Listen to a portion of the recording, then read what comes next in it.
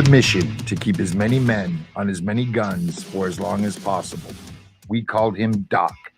Welcome to Combat Vet Vision. And now your host, Aaron Chief Seabird. Hey, how's everybody doing today? Hey, this is Combat Vet Vision. This is where me and my guests get to give our stories, our life experiences, and whatever that means. And like our stories may relate to somebody that might be dealing with some things out there. And there are stories. They're just the way we look at life, the way we live in it. It's our opinions. Whatever that might bring, that's what it is. But I want to give a quick shout out to Combat Vet Vision. This is the show. This is where, I get to do my thing. Thanks to SitchRadio.com, Brian Colburn and Joey running the buttons.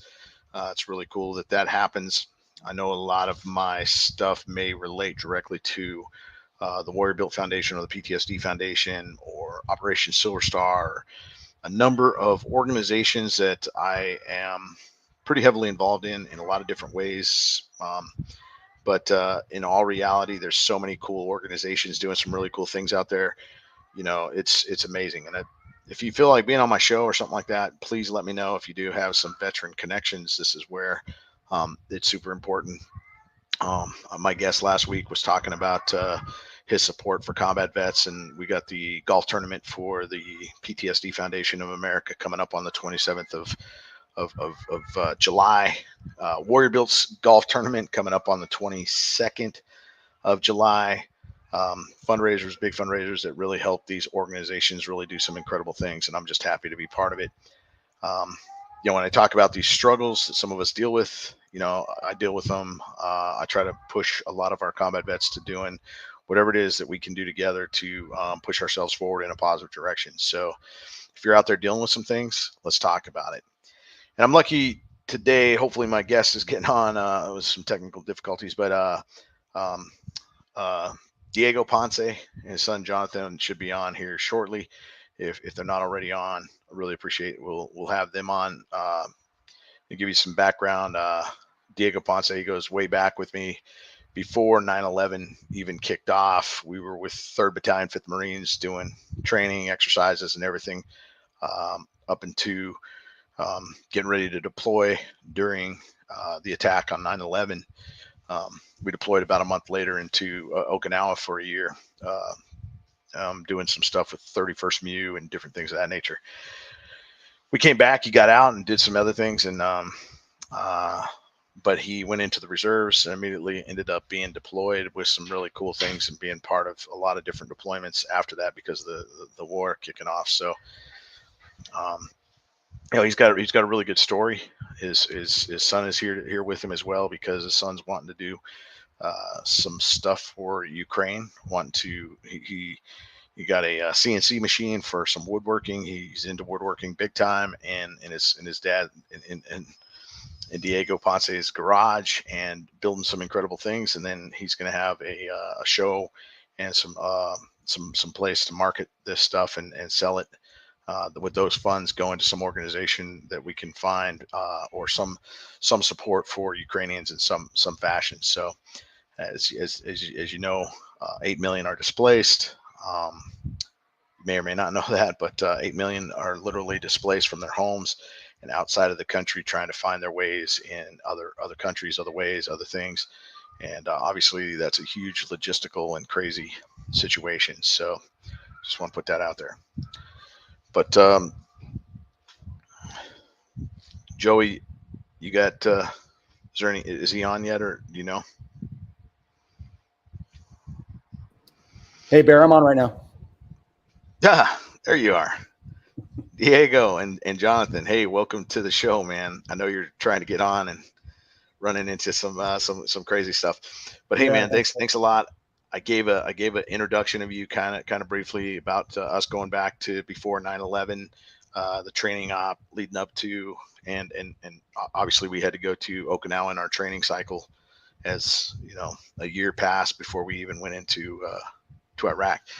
But hey, man, go ahead and tell your story, and we'll talk about it. We'll go down, talk about your career a little bit and some of the things that happened. Obviously, gearing up towards 9/11, and then you got out after we got back and went into some other things.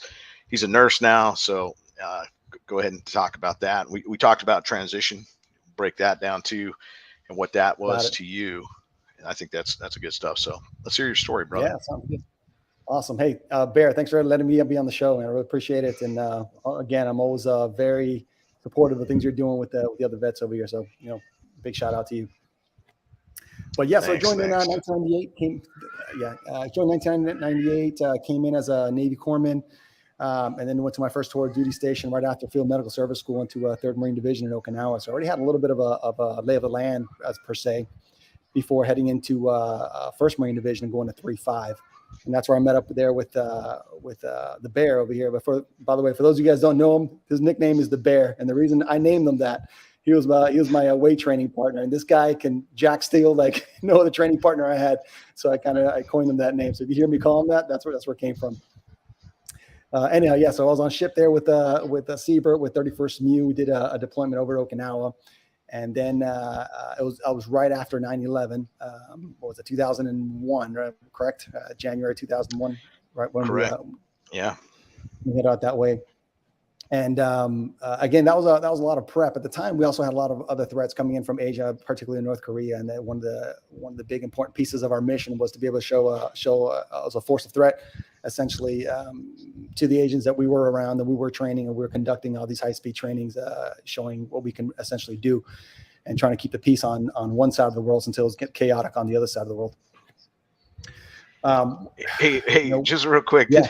Didn't we run into a situation where there was a problem with Pakistan and India or something, right? Yes. And we went down and they said, hey, when we leave this port, if we turn right, we're going back home. If we turn left, we're going to be out to sea for a long time because we got to sustain some sort of, problem.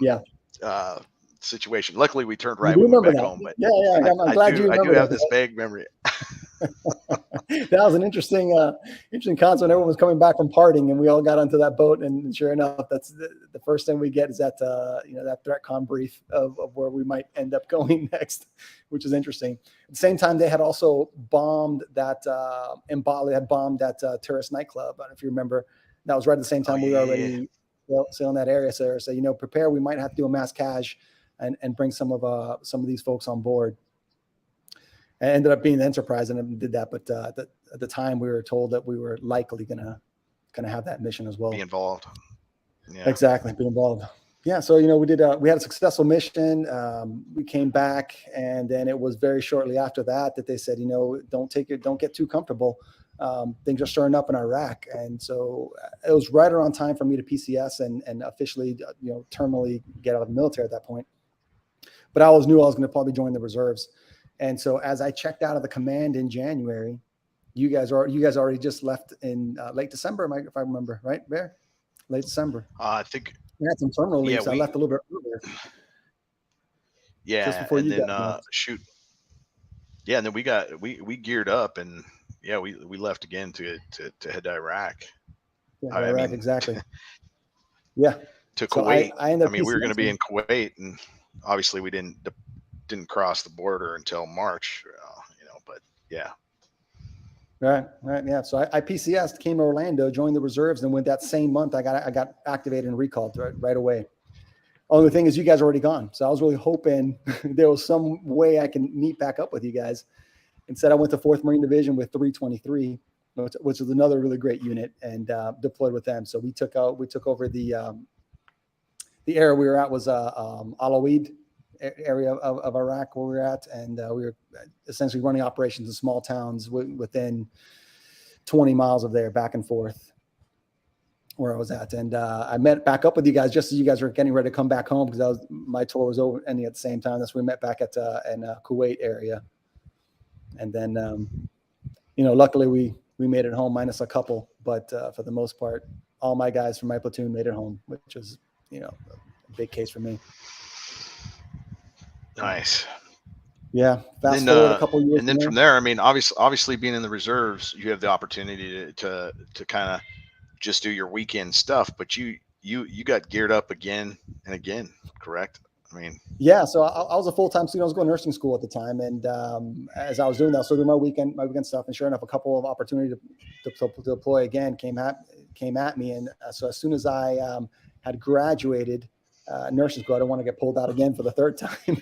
As soon as I got that opportunity came by, I took it immediately. I just made first class at the time, and I was assigned to a shock trauma platoon with a combat logistics battalion. And we were pumping out with 28th MEU this time. So we went over to Iraq. We were in the northeastern part, just off the border of Jordan, where we were at a small base called Camp Korean Village. It was a FOB, and we operated out of there for 9 months. And it's essentially treated a whole lot more Iraqis and partnering countries than we actually treated any Americans, which, was fortunate for our guys. And then rolled back and made chief shortly after that, then transferred over to 4th ANGLICO, and then made one more deployment to Tunisia, more of a training partnership that we did there in Tunisia with them. And essentially I got back and retired after that. And here I am 4 years later, enjoying retired life. We talked a little bit about transition and what that kind of meant to you. Obviously, when you transition out of the military, there's a direction you have to kind of pick, and the reasons why you choose these directions. And I know Jonathan played a huge role in your decision on why that was so. So just talk about that and the difficulties and the struggles you might have gone through, and Sure. and what kind of support you found that really helped you along the way too. Got it. Yeah. So, I mean, I was on the fence. I was at my 20-year mark. I still felt healthy enough that I can keep going. I was with a unit that had some great up tempo, and I was really enjoying what I was doing. But at the same time, I have a 6-year-old who needs me more and more, and his mom less and less. And my mission at my core started to shift a little bit. And it was, if I stay in, am I staying in for my guys, or am I staying in for me? And that was the question, the battle, I kept fighting myself. But when I look to my, as you can kind of see to my right now, I had this guy over here that was really needing me to step in his life and not be as absent as I had been before. And so at that point, I really had to just stop being so selfish with myself and going and having fun, and realizing that there was a lot of fun waiting for me here at home on a different mission that would be one that would affect me for the rest of my life, and the way that I bring him up. So that was essentially what said, maybe it's just time you retire. You're still healthy enough. You're not in a position where you're totally disabled. You always have a person that's with you that makes the deployment and may not make it back in the same way that they left. And you have to consider how many lives do you have to be, like a cat. I've already gone through 8 of my 9 lives. I got to be careful with that 9th one, and use it sparingly. And that's kind of what the big push for me to do it that way. It wasn't easy. And I still had a hard time knowing that I was stepping into a new realm of life in which I had been in the military longer than I had not been in the military. Obviously, I was 38 at the time. After 20 years joining at the age of 18, you're in there for longer than you have not. So that part of your life more than yourself not part of your life, not being a part of your life. So that was a tough transition. One of the so you were asking me, how did I figure out some of those pieces? Well, the great thing is I did have the last unit I retired from was 4th ANGLICO, and they're not too far away from where I'm at. They're about 2 hours away. I did have some really good friendship that I made there that some people that also transitioned out that I was able to reach out to and kind of have discussions about, what should I be prepared for, looking at knowing that I was going to miss things, but still feeling like I was involved some sort of way. And then the second tool I used was the local Orlando Chiefs Mess, which that's where I went through my training through when I became a chief. And those guys are always reaching out to me, especially during the season when you have new chiefs coming on board. They wanted me to still participate regardless of if I was retiree or not. So they still kept me engaged and still made me feel like I had a mission, even though it kind of felt like I missed, like I was losing out on that part, and I was losing a part of me. Knowing that I had those guys and knowing that I had that mission, even as a retiree, was really what gave me that leg up to continue moving forward when I felt like I lost that big piece of my life. Yeah, and that's a huge piece, man. You added a lot of things in there that, a lot of people may not know, when you have two or more chiefs together, which we do right now, is considered a chief's mess. And we have a lot of knowledge because I'm able to lean on the other chiefs for other directions for my sailors, for anything.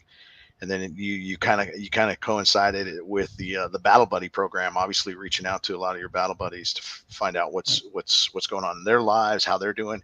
And now you got your battle buddy to your right there, Jonathan, right? Exactly. And you want to raise him to be this good dude, and I believe you're doing that. You called me a couple weeks back. You threw a couple things at me about how he wanted to make a difference, because obviously, if you know anything about my story, I was in Ukraine with my girlfriend at the time, my fiance, and now my wife. But we came across and had to deal with a lot of things. And she's Ukrainian, and when the war hit, when Russia came across, we left the country. And then obviously Ukraine's dealing with a lot of things with 8 million plus that are displaced at this time. And we've helped a couple families here at our home here, doing a lot of things. And I know, Jonathan, you're wanting to do something to make a difference in this part of the world for Ukraine. And I think that's super commendable. And it's really hard sometimes to realize, who do you want to support, and why, and where's the rubber hit the road. And even me right now, I'm still trying to find, what organization is really doing those kind of things, because I deal with organizations, being with so many, that I want to believe in. I want to believe when I make a phone call, when I send somebody to that thing, they're actually getting what they deserve, and or the help that they might need, right? And so I want to hear a little bit about your story, Jonathan. And what do you think about your dad after hearing him tell his story? I don't know if you've heard it like that before, but give me some input as to what this kind of means for you and your dad to be battle buddies, and then for you to kind of be doing what you're doing, to tell your story about what you're doing and why. So, hi, my name's Jonathan, and well, the stories that my dad tells me a lot definitely change how I think about the world, or how I think about how how hard that he had to work just to provide for the family, and the fact that he wanted to do that and he's how long he stayed in and still did that. It was kind of just crazy to me, and I try to, for how much he gave to us, I try to put in the most I can give back to him. And so what I'm doing is I have a business fair, a company named JP Designs, and I do wood carving and laser etching. And once I saw this war, and I was watching the news a lot. I just felt a calling to do this, because just it's important to me. I felt like to help other people. So yeah. Well, that's awesome. And there's obviously a lot of news out there. There's a lot of news from everything that's out there, and your dad giving you all the information that he has for, the way we come up, the way, that the military was, and we have this patriotism for our country and different things. And I want to say, sometimes the news, tells you a story, but you don't know, and I'm very cautious to what I believe, but I believe with my own eyes, and you got to believe what you see, and you got to kind of put a lot of things together, and you want to believe in people, and you want to believe in things.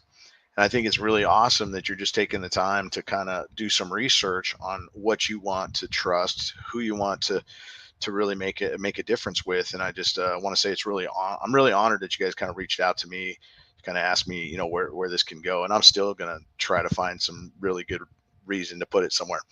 But I think it's really awesome what you're doing. And I think it's really cool that you get to listen to your dad, because, we do have a different perspective on the planet, as we, obviously he said, if you listen to him when he was saying that he was taking care of more of, and unfortunately for another nation's people, and fortunately that it wasn't so many Americans. And it's because, we still help out a lot of other countries. We as Americans can get real wrapped up in our spoiledness of living under the bubble of freedom.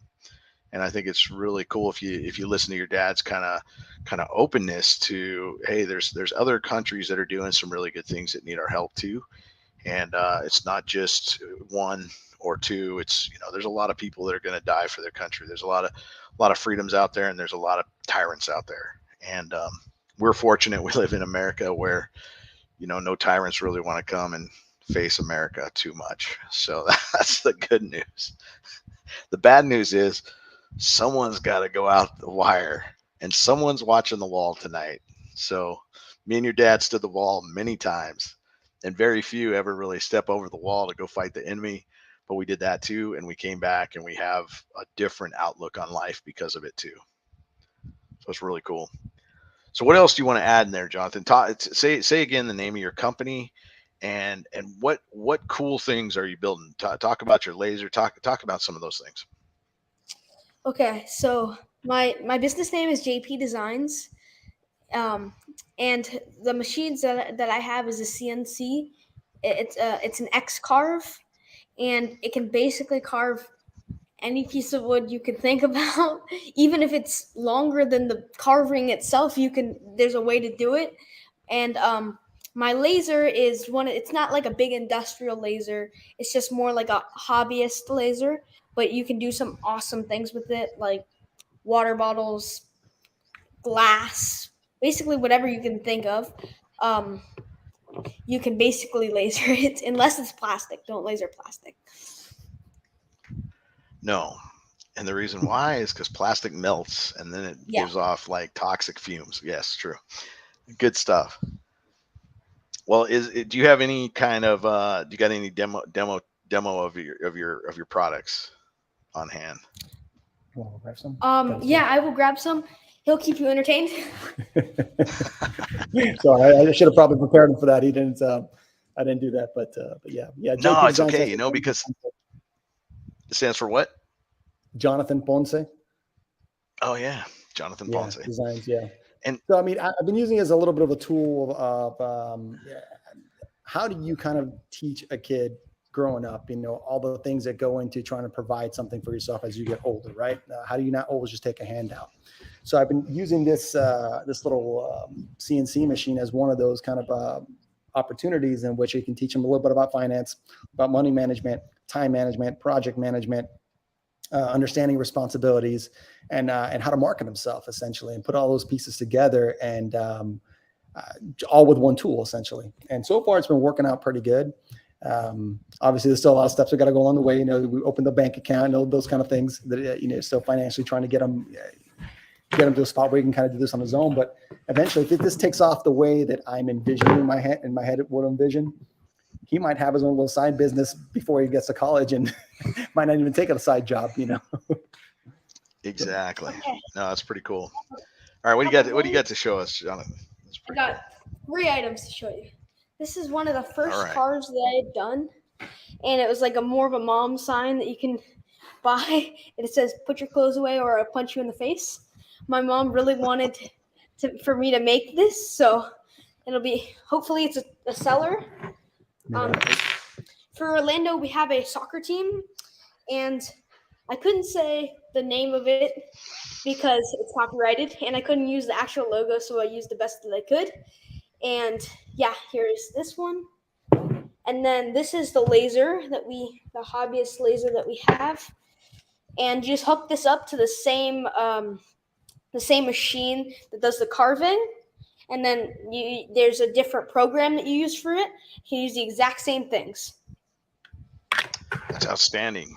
And it's funny, we live in a free nation, but if you want to hobby print something that is exactly the logo, you're going to be in trouble for that. So you got to be really careful, because everything's got like, licensing this and that. And so, I think, but I want to say it's really cool, Ponce, because, Diego, for you and your son to kind of have this thing together, when I think about what it means to kind of me, it's kind of like a therapeutic effect for you to be able to, bring these stories to your son and talk to him and let him really kind of soak it in. And he comes up in his own mind of what that means to him. And he wants to kind of really make you proud or make himself proud. More so, what is he going to do for himself? And you're teaching him this, self responsibility, all these things. I mean, when I look at it, man, this is the kind of stuff that's kind of needed for our country. And I want to say you're doing a phenomenal job. And Jonathan, you're well spoken. I mean, you come out, you tell your story, you talk with confidence and amazing stuff. So, it's really cool to see a young man of your era coming up, man. It's just because it's kind of scary. The world has a lot of misdirected, guided, courses of action. There's a trail for you to go this way, and there's this trail that's really good. And if you take the good trail, you're good. If you take this trail, it's going to lead you down a path of really missed opportunities and narrow-minded probably courses of actions. But you're really kind of broadening your spectrums of things. You're learning about that you can't exactly copy something, which is really cool. So you're staying within the guidelines of things. I mean, there's a lot to it. There's a lot to it. And so when I think about watching you guys kind of interact a little bit, talk about it, Diego, talk about why this is therapeutic effect for you. Cause I can just see it being that, and I think, Yeah. And I talked to you yesterday and I saw his garage, and he's got all these DeWalt tools hanging on the back, and it's all organized to the max, and you're like, hey man, when the car's in here, it's really good, but we're doing this whole thing. So it's kind of cool. So talk a little bit about why all these kind of things kind of line up, and what it means to you, and obviously your son too. Yeah, I appreciate it. So I mean, one of the most important missions I did, in the military was after going to journey, what was it called again? Journeyman instructor training course, essentially what it was called at the time, JIT. And that's essentially preparing you to get to be an instructor. At the time, I had orders to be an FMSS instructor, which I was really looking forward to. Problem was the billet ended up getting changed out for multiple reasons. One of them was I would live locally. I lived in Orlando, so I'd be flying out back and forth, and they weren't happy about that, so I canceled my billet. Long story short. Anyhow, I did take on other training responsibilities that were closer to me, including Pensacola and Jacksonville. And seeing the younger guys that were coming up through the pipeline, and being able to train that and know that you had such a tight responsibility in their progress was a huge sense of responsibility for me that I really enjoyed, believe it or not. And then many times, I'd spend a lot of time and how I was writing my lesson plans and how I was making my assessments. And sometimes it cost me family time as well. And also, I still remember one particular time when me and my wife, Aleesa, we had it out one time, specifically because of the amount of time I was taking into this. The fortunate part was that she was able to come up to one of my unit hospital corps parties. For those of you not aware, when the hospital corps has a birthday, we usually have a party. And so her and my son came up and met some of these kids. And so I call them kids because they're like my own kids, right? They're my junior sailors, they're my own kids.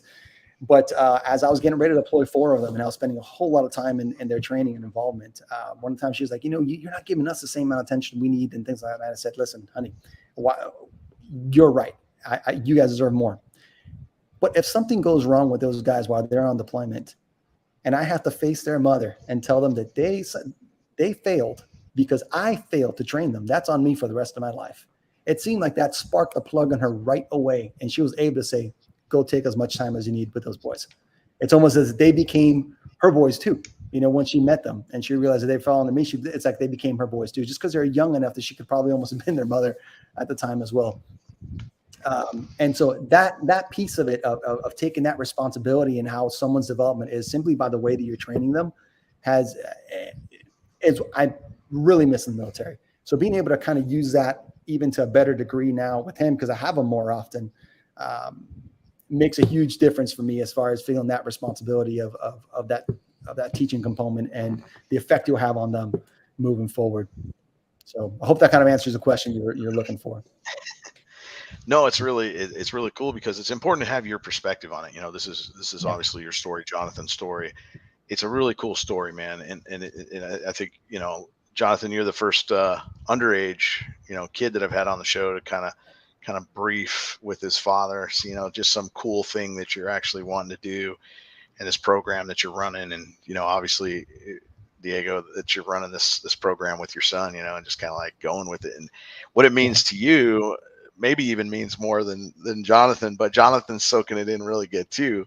But you really, you know, sometimes you don't know what that really feels like. And sometimes you just, but you guys have a really good thing going on there. So it's really awesome. Thanks. You know, I just, yeah, you know, if you want to add anything else, if somebody wants to get a hold of you, you know, obviously this is a place, you know, combat vets come to and talk and do this thing. And, you know, I'm involved with a lot of support for our combat vets in a lot of different ways.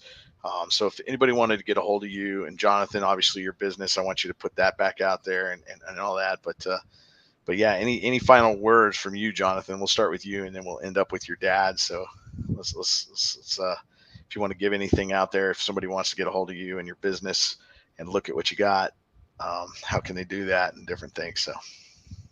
Okay. So I'm not old enough to have a real site, so I had to do it on Google Sites. So if anybody wants to like order something, they go to sites.google /JP Designs Orlando, and you should find my website. Yeah, pretty good. Nice. Yeah, he's got an Instagram under JP Designs Orlando as well, and a Facebook under JP Designs Orlando as well. It shows me as the owner because he's not 13 yet, so I got to be the owner of those two sites. But that's the best way to contacting him. Again, the freedoms of America, restricted by age and all that stuff. You know, when we were kids, I was pushing a lawnmower at 10.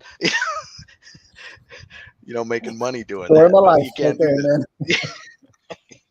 Hey, but if Story somebody of my wants to get a hold of you, and obviously they can get a hold of you through me, feel free to reach out to Combat Vet Vision, myself, Aaron Siebert, and all this different stuff. But Diego, finish it out with any last words and all that good stuff for you too, brother. Yeah, absolutely. Thanks again, Bear, for letting us be on your podcast. I'm big into the whole giving back to our vets in any way that can, and just like many of the people that are probably on this call, I struggle, you know, with multiple episodes of PTSD along the way as well. So I've learned some things the hard way, and I'm hoping that if I can make it easier for anybody else, and just a simple conversation, you know, I'm more than thrilled to be able to put that back out there and give back to you guys and be part of you guys as a community. So yeah, the Bear's got all my information. I'll be happy to talk to any guys, even if you guys are relatively interested in what we're doing, and you maybe have your own child or someone in your life you want to work this with. I got a wealth of resources for you in that regard that I kind of had to learn the hard way too, and I'll be glad to pass that along anyway. Thanks. Well, Bear. thanks a lot, guys. Hey, man, it's really awesome to have you on my show. Hey, this is Combat Vet Vision. This is a place where obviously we get to talk, we get to tell our stories, we get to come together with some really awesome things. But you get to see how the freedoms in America, kind of how they overlay into rules, regulations, and things that have kind of been set in place. You know, the news, the different things. But for Diego and his son to come together to create a environment where it's super awesome, super, you know, in a positive momentum, going in a direction that's probably going to be successful. That's amazing. And not only that, but the support that they're about ready to give to Ukraine in some fashion, because they want to sell their products and